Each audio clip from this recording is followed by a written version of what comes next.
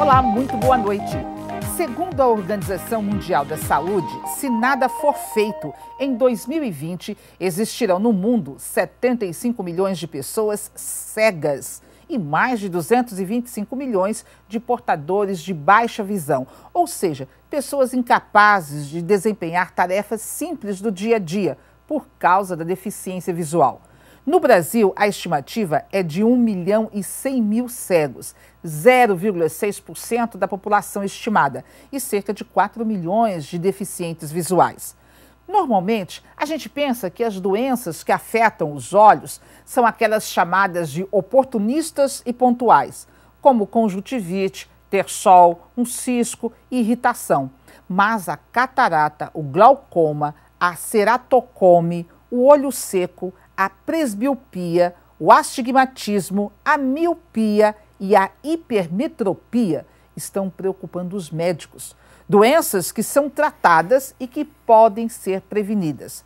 Só para você ter uma ideia, de acordo com o Ministério da Saúde, por ano são realizadas cerca de 556 mil cirurgias de catarata.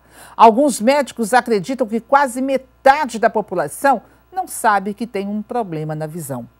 No ponto de vista deste sábado, eu vou conversar com os médicos oftalmologistas Denísio Dantas e Adriana Góes. Adriana é também coordenadora de ensino da Fundação Altino Ventura. Uma boa noite e sejam bem-vindos.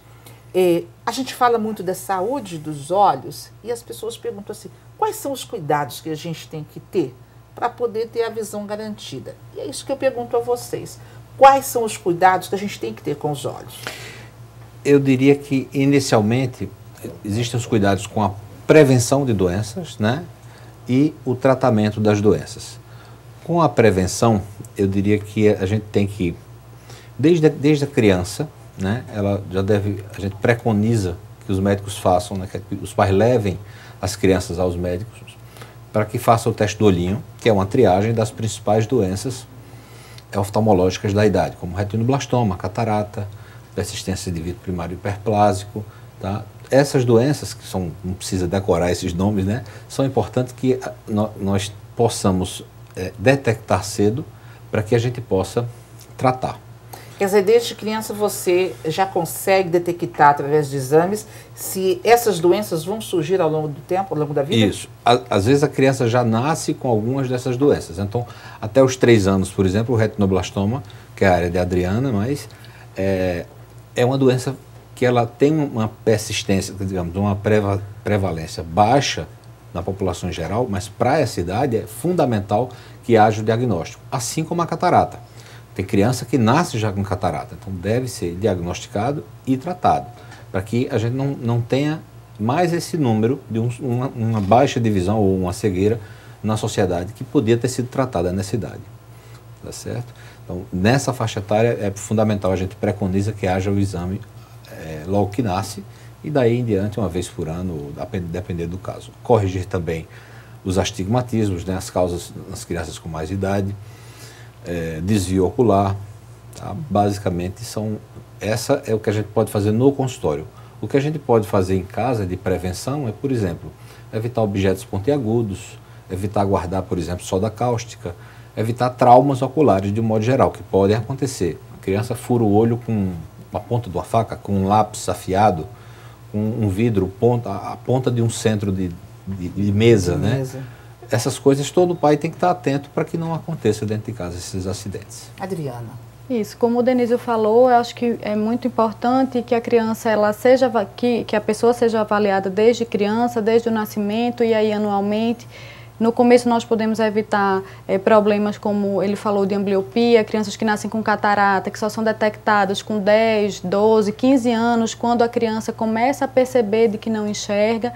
Então, o cuidado tem que começar desde criança, recém-nascido, e aí depois o que tem que fazer é uma consulta anual, né? Desde 1 ano, já vai anualmente, porque aí vamos perceber problemas como o estrabismo, que é o desvio do olhar, que às vezes o pai nem percebe, é intermitente, uma hora a criança está com desvio, outra hora não. E muita gente pensa assim, tá enxergando, tá bem. Isso. Né? E a criança não tem como tá falar que não enxerga. Às vezes a pessoa enxerga muito bem de um olho e do outro olho não, e aí não percebe. Que tem um olho que a visão é ruim, ou que precisa de um óculos, ou que precisaria de uma cirurgia de catarata. É normal, por exemplo, uma pessoa achar assim, eu enxergo melhor com o olho direito. Mas você nem sabe isso. Quando você está vendo, a impressão que a gente tem é que a gente força mais naturalmente um olho do que o outro. Existe fisiologicamente, né, normalmente, o olho dominante, né? Sim. Que é até uma forma que a gente encontra, por exemplo, que eu ia falar mais na frente, a gente encontra de utilizar esse olho dominante para o tratamento da presbiopia, por exemplo. Né? Se é uma pessoa de 40 anos e essa pessoa começa a enxergar mal para perto, você pode corrigir, por exemplo, só um olho, deixar esse olho enxergando para perto e outro para longe. Essa é uma técnica, é um pouquinho difícil de explicar isso, né? Principalmente que o nosso tempo é curto, mas ela funciona. Então, a resposta é, temos um olho dominante. Normalmente todo mundo tem. E o que a Adriana estava falando, eu acho que é o seguinte. Tem muita gente que descobre que só tem um olho quando vai fazer a carteira de motorista. E foi por uma toxoplasmose quando era criança, foi por um trauma. Eu já atendi pacientes que, aos 60 anos, ele nunca tinha dito à mãe dele que tinha furado o olho. Né? Então, são pequenos traumas, que é isso que eu estava querendo evidenciar, da profilaxia. Todo pai e toda mãe deve estar atento em casa para essas coisas de acidente. Às vezes a criança cai, bate o olho, houve uma lesão, mas ficou vermelho na hora. Ah, mas está chegando, passou. Essa lesão no futuro poderá deixar a criança com a visão, com perda da visão. Um trauma pode causar uma catarata traumática. Na hora a criança vai ficar com o olho vermelho, geralmente o olho dói, a criança vai referir dor, vai ter um olho vermelho que não melhora. Então a criança vai procurar, ou o pai vai procurar um serviço de urgência num trauma maior e que cause uma lesão que vai causar uma baixa de visão. Outras vezes o paciente pode ter um trauma, ficou vermelho, não doeu, mas era um paciente que tinha uma miopia muito alta e pode ter um descolamento de retina que ele não vai perceber, só no exame oftalmológico. Isso pode acontecer. Essa forma, né? O médico, toda vez que você vai para o médico, ele vai enxergar a coisa do pior para o melhor. E geralmente é o melhor. Não quer dizer que esse trauma vai causar dano. Quando a gente fala normalmente, a gente tenta fazer com que o paciente seja avaliado para que a gente possa evitar naquele momento, que a gente possa, sei lá... Para que haja uma prevenção, na verdade. Isso, para prevenir, porque em oftalmologia, como a gente está trabalhando ali com 1 milímetro, 2 milímetros de distância, às vezes, depois do trauma é que você não consegue mais, quando passa muito tempo, de fazer alguma coisa. Então, evitar o trauma é fundamental. A gente pode dizer que todo mundo vai ter problema de glaucoma ou catarata? De glaucoma, não. Mas catarata já é uma doença da idade. Eu acho que Denise vai poder falar melhor.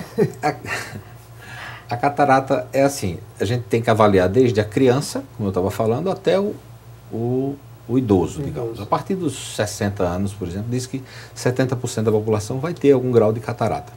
Tá? Então, hoje, a gente até faz o tipo de tratamento para isso mais precocemente. Né? 40, 50 anos, você começa a detectar pessoas com algum grau de catarata. A cirurgia de catarata, ela hoje, como a gente reduziu muito o grau de complicação nessas cirurgias, né, que a tecnologia melhorou, se você pensar, por exemplo, há 20, 30 anos atrás, a gente via uma pessoa que era operada de catarata, usava aqueles óculos imensos, né? Aqueles óculos pesados, por exemplo, Capiba, usavam óculos... Que a gente costuma fundo de garrafa. Isso. Por quê? Porque a gente não tinha lente intraocular. Então a gente operava e deixava o paciente sem o cristalino. Hoje, a gente está conseguindo operar um paciente só com colírio, né? A gente pinga colírio, faz anestesia por dentro do olho, ou faz um bloqueio, isso aí é de cada cirurgião. E a gente opera essa cirurgia em 10 minutos, implanta uma lente, que hoje a gente consegue, inclusive, corrigir o grau que essa pessoa tem. Tanto o grau de longe, como o grau para perto. Aquela ideia que eu estava falando que é difícil de explicar, mas hoje nós temos lentes que corrigem todos essa gama de grau. A medicina ela está suficientemente desenvolvida para poder chegar a esse ponto. Sim, de um grau de precisão, que é isso que eu estava dizendo, milimétrica. Tá? Claro que você, por uma vez ou outra, você não vai ter essa precisão todas, vai ter um grau de erro, né, nesse cálculo, mas hoje a gente já trabalha objetivando chegar ao paciente ficar sem óculos, né, tanto para perto como para longe. Uma pessoa, como a maioria é operada acima dos 40, já tem aquela coisa E ficar esticando, né, Isso, o braço. então hoje nós estou temos, enxergando. nós temos lentes que são multifocais, né? Elas dão visão de longe e dão visão de perto. Isso você faz na cirurgia de catarata. Na fundação, qual o problema, qual é a doença mais comum entre as pessoas que buscam o atendimento? É difícil dizer a mais comum, mas as mais comuns são retinopatia diabética, glaucoma, sem dúvida, é uma doença que é muito prevalente, que causa cegueira se não tratado, se o paciente não for avaliado. Então, um paciente que ele tenha familiares com glaucoma, o ideal é que ele vá anualmente, porque muitas vezes ele é jovem e aí não é detectado glaucoma, e o glaucoma é uma doença mais do idoso. Então, com 40, 50 anos é que essa pessoa começa a desenvolver o glaucoma, que o oftalmologista começa a perceber. Mas glaucoma, retinopatia diabética e catarata são as mais prevalentes na fundação. Você diria assim que muita gente não se preocupa com a visão, com os olhos?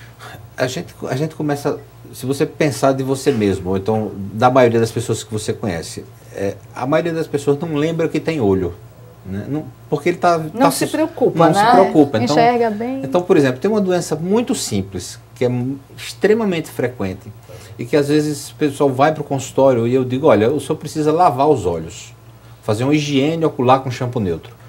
Isso é um quadro que geralmente dá isso, que é a blefarite, que é uma caspinha que dá nos cílios.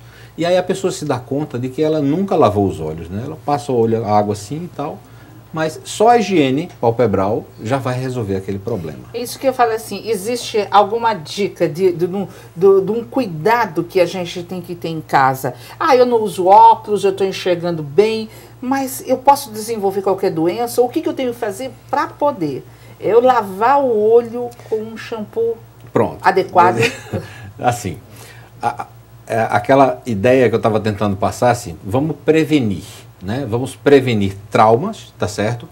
Vamos fazer, se tem um quadro de irritação ocular crônica e é uma blefarite, você pode fazer uma higiene palpebral para melhorar a qualidade dessa lágrima, melhorar a qualidade da gordura que a pálpebra secreta, né? Mas não necessariamente, porque a maioria das pessoas não vai ter sintoma. Você pode, por exemplo, hoje nós estamos usando muito tablet, computador, televisão, mas basicamente... O celular, né? O tempo inteiro, o tempo todo. Existe uma adicção ao uso do celular, né? Todo mundo, eu sou assim, vivo no celular para resolver tudo. E aí, quando a gente está com um olhar fixo em determinado objeto, a gente não pisca. Essa falta de piscar faz com que o olho resseque. Então você pode, ou lembra de piscar, né? Ou usa um lubrificante. Eu prefiro mandar piscar mais, mas as pessoas não estão... Sai mais barato. Outra coisa que eu digo, que eu gosto de falar para os pacientes é o seguinte, olha, se for comprar óculos escuros, procura um que tenha proteção ultravioleta.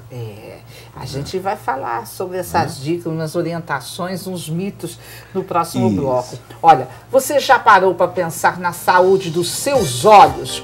Quando foi a última vez que você procurou um médico? No próximo bloco tem mais dicas sobre a saúde dos olhos. Até já!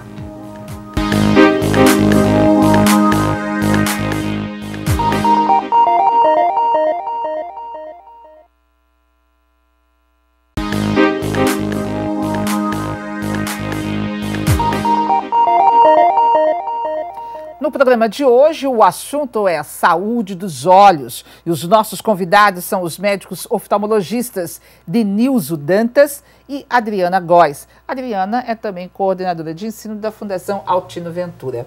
Veja só, uma pessoa que tem miopia e astigmatismo, ela tem algum tratamento, tem uma cirurgia para que ela deixe de usar óculos? Tem.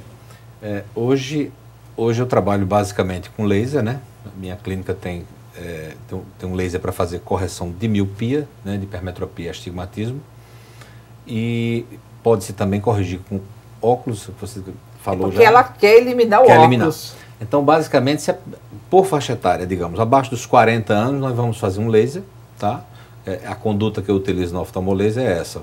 Até os 40 anos, laser nos 2 olhos, para deixar esse olho adequado à visão para longe, né?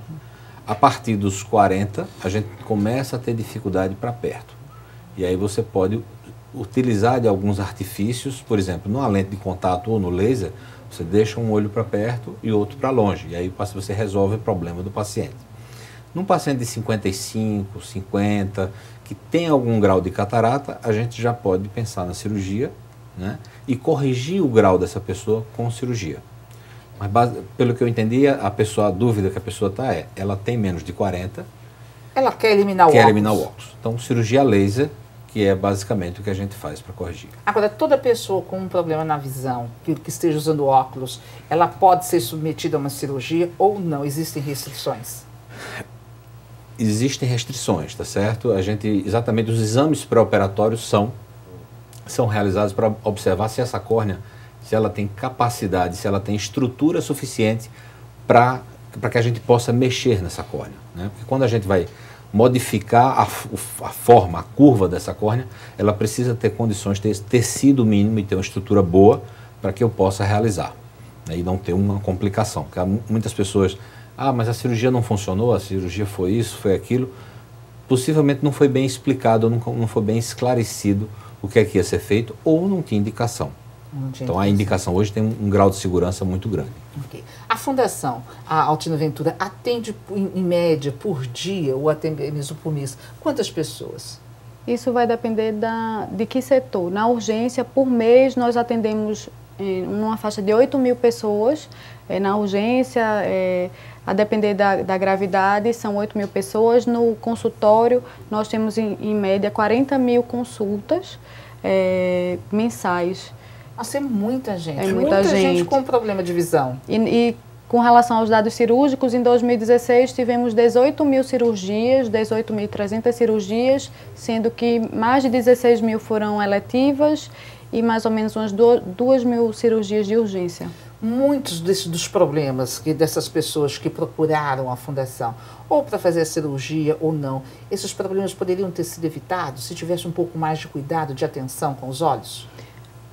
Bem, as cirurgias de urgência frequentemente são por conta de traumas e aí podem ser evitados a depender do trauma com fogos de artifício, crianças que vão usar faca e batem com o olho. Alguns podem ser evitados, outras não. São pacientes que têm retinopatia diabética, um descolamento de retina, outros têm glaucoma e aí não controlou com colírio, o paciente precisa fazer cirurgia. E catarata, que é uma doença da idade e que é inevitável, a maioria das pessoas vão ter que operar de catarata. Olha, muitas vezes o médico passa assim, um remédio para o paciente. E aí o seguinte, pelo valor, aí as pessoas recorrem aos genéricos.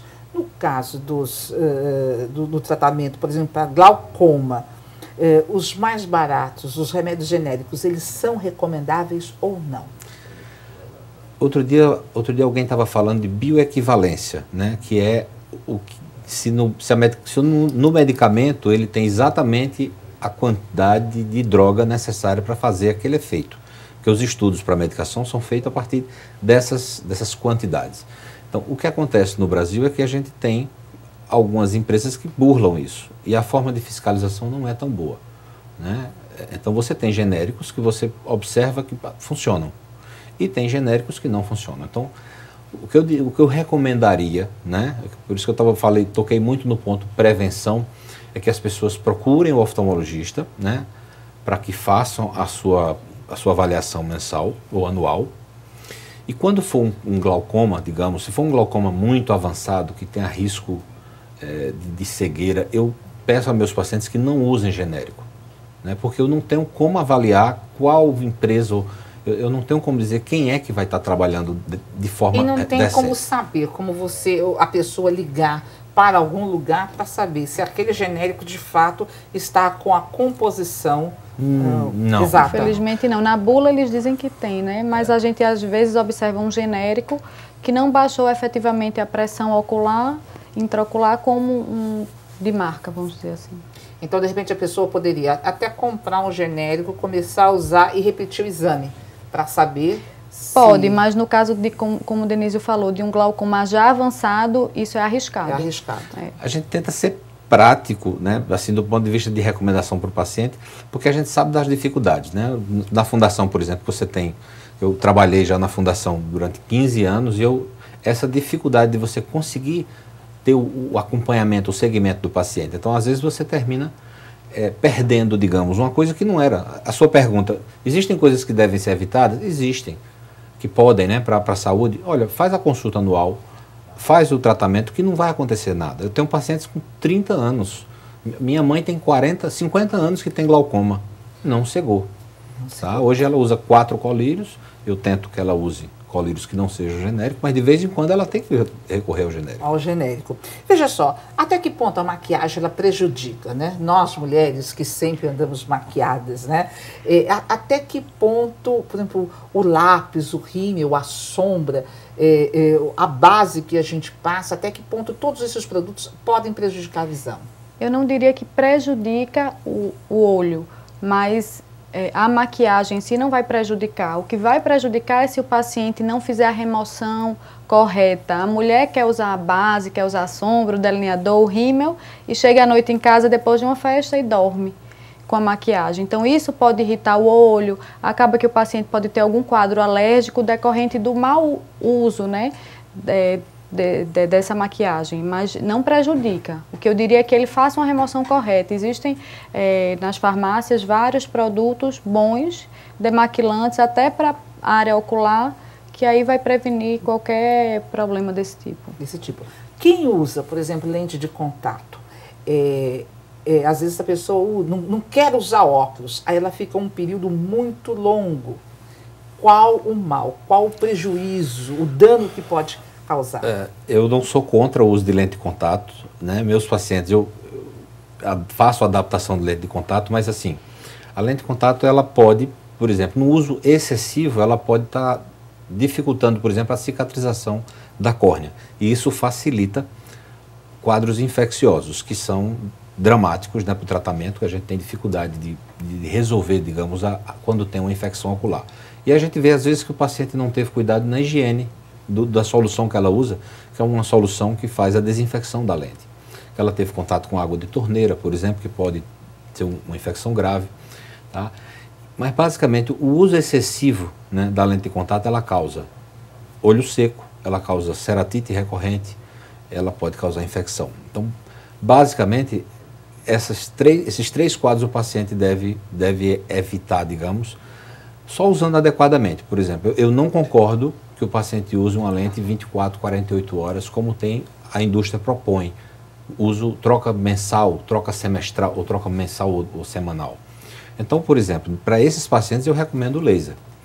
Né? Aí eu faço a correção da miopia ou da hipermetropia, a laser, tá certo? Na minha clínica, ou recomendo ao colega que acompanha que faça. Mas quem não fizer, ou seja, você tem um limite de tempo para estar usando a lente de contato. Eu sugiro que ele use, por exemplo, usa 12 horas e em casa bota um óculos. Então, isso na minha prática médica, né? Porque se você for olhar na bula de algumas lentes, ela manda que use 7 dias, né, continuamente. Eu acho antifisiológico. Embora o material suporte, o olho suporte, então, mas eu acho que a gente deve preservar o olho da gente para prevenir os problemas. Tá. Com a chegada do verão, muita gente sai comprando óculos à torta direita, né? Esse óculos ficou bonito, eu vou colocar os óculos espelhados. Durante o carnaval, a gente viu muita gente que brincou, né, com as suas fantasias e cada óculos... Aí o seguinte, esses óculos que as pessoas acabam comprando, às vezes compram na praia, é um pedaço de vidro que você coloca no rosto. Isso é muito perigoso. Qual o dano que pode causar a visão? Então, quando nós colocamos o óculos escuro, então a pupila, que é essa partezinha do meio do olho que ela abre e fecha, quando a gente bota o óculos escuro, ela abre. Isso vai fazer com que o sol, ele penetre mais no olho e o raio solar, sem a proteção contra os raios ultravioleta, vão causar danos à retina. Isso aí não deve acontecer. O paciente tem que comprar um óculos de qualidade, que tenha proteção contra os raios ultravioletas para prevenir a visão. Tem uma coisa que a gente termina não falando, né? Que a área da Adriana é a área de retina e a minha é a área de segmento anterior do olho, mas nós trabalhamos de forma complementar. Quando uma das doenças muitíssimo importantes que o paciente tem que ter cuidado, as 3, né? Hipertensão, diabetes e o glaucoma. Então, essa consulta anual ele deve fazer. Quando você fala da prevenção da radiação UV para a retina, Quando o paciente vai para esse exame, né, com a gente olha a retina, né? Por exemplo, ela faz de uma forma de especialista, digamos, que vai tratar uma retinopatia ou um quadro retiniano, mas todo oftalmologista vai fazer isso. Mesmo que ele não diga ao paciente, a gente, em cada consulta, a gente está avaliando isso. E é fundamental essa prevenção. Tá, agora me diga uma coisa, o óculos, ele tem uma validade? Ou ele anualmente, né? A gente colocou uma vez por ano a pessoa, principalmente aquela que usa óculos, mas aquela também que não deve procurar um oftalmologista. Aí é que vai ser avaliado se aquele óculos tem que mudar o grau ou não. De um modo geral, na criança até 21 anos, até 25 anos, digamos, você pode ter variação de grau, tá? E aí a cada ano a gente vai trocando à medida que o paciente vai necessitando. Então, a refração, o grau da pessoa em si, ela de 25 a 40, por exemplo, ela é estável. Se a pessoa vai usar o mesmo óculos ou não, isso vai depender do que ela achar da lente dela e da visão que ela está obtendo com aquela lente. Se a lente está de qualidade. O que normalmente tem acontecido é que tem se usado uma coisa chamada película antirreflexiva nos óculos, né, que é uma coisa que surgiu aí de uns 15 anos para cá, para óculos, e que essas películas, elas já terminou arranhando muito ou perdendo a qualidade. Então, aí uma vez por ano, normalmente há necessidade de trocar. Mas se não houver, normalmente eu não, se o paciente estiver bem com o óculos dele, eu não troco, né? Eu deixo, e aí vai depender dele, se vai mudar por estética ou por qualidade da lente. Qualidade da lente. Olha, o nosso tempo, infelizmente, chegou ao fim, mas eu só queria que você colasse o seguinte, um recado rapidinho para quem está em casa e você precisa tomar cuidado. Precisa tomar cuidado com a visão no sentido do acompanhamento. Eu acho que a consulta com o oftalmologista é fundamental. É ele quem vai poder detectar se você tem alguma doença, se você precisa usar óculos, se você tem uma suspeita de glaucoma. Eu acho que o acompanhamento com o oftalmologista é fundamental. Ok, e o Ponto de Vista está terminando. No próximo sábado nós estaremos de volta às 10 para as 7 da noite. Para rever o programa de hoje, você acesse o nosso site tvtribuna.pe.com.gov e não tem o tele e eu não tenho memorizado. Vai ter que fazer de novo. Tá. Ok, eu vou sair dela. Posso ir? Tá. Ok, muito obrigado. E o Ponto de Vista está terminando. No próximo sábado nós estaremos de volta às 10 para as 7 da noite. E você pode participar dando sua opinião, enviando sugestões de temas. Para rever o programa de hoje, acesse o site www.tvtribunape.com.br ou deixe o seu recado em facebook.com/programa Ponto de Vista. Uma ótima noite, um excelente domingo e até a semana que vem.